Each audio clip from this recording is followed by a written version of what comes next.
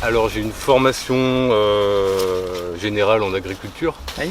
et j'ai été technicien animateur pendant 7 ans en agriculture et j'ai toujours été intéressé par le jardinage et voilà, j'ai été salarié en maraîchage bio pendant plusieurs années. Oui. Et c'est bon, arrivé à la quarantaine, il fallait que je me décide pour m'installer ou pas et donc voilà, j'ai franchi le pas il y a 3 ans et demi. Quoi. Ça a été un parcours un peu compliqué pour trouver du foncier. Je cherchais plutôt en périurbain Oui. et j'ai mis plusieurs années en fait à trouver un site. Donc il y a 2 hectares et demi et dont 2 hectares en culture à peu près. Il y a plusieurs dizaines d'années des vignes. Des vignes, oui. Et juste avant c'était exploité par une association qui élève des poules. D'accord. C'était des terres qui étaient déjà en bio. Au moment de l'installation, ça nous a bien aidé d'être à deux pour... Vous êtes installés en même temps? Ouais, on s'est installé en même temps. Oui. Du coup, il y a pour installer tout le réseau d'irrigation. Et du coup, en plus, ça divisait les frais par deux. Oui. Puis on a aussi acheté du matériel en commun. Donc voilà, Oui. c'est plutôt un atout. Et même au niveau du moral, c'est bien. Enfin, voilà, on sait qu'il y a quelqu'un à côté. On a un fourrage, donc on manque pas d'eau pour l'instant et Oui. on n'est pas non plus en zone de restriction. Par surface, les gros postes, c'est les pommes de terre, les courges, Oui. les poireaux. Et puis sous serre, c'est tomates, aubergines, enfin tous les légumes d'été, aubergines, poivrons, concombres, melons.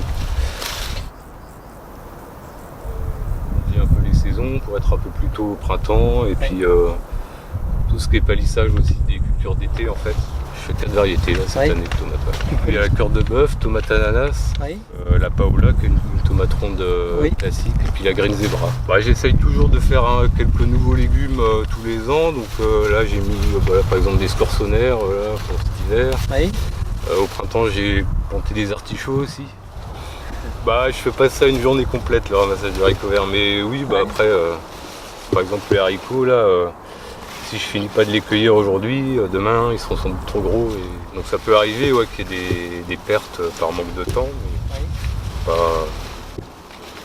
pas plus que ça non plus. Quoi. Ouais, la map ils viennent ici, et puis j'ai 2 distributions de paniers autrement à Nantes et puis ici aussi. Et sinon les excédents c'est pour les Scopelli, et puis je pense que c'est 3/4 au moins de vente directe quand même. Donc, du coup il me faut une diversité assez importante de légumes.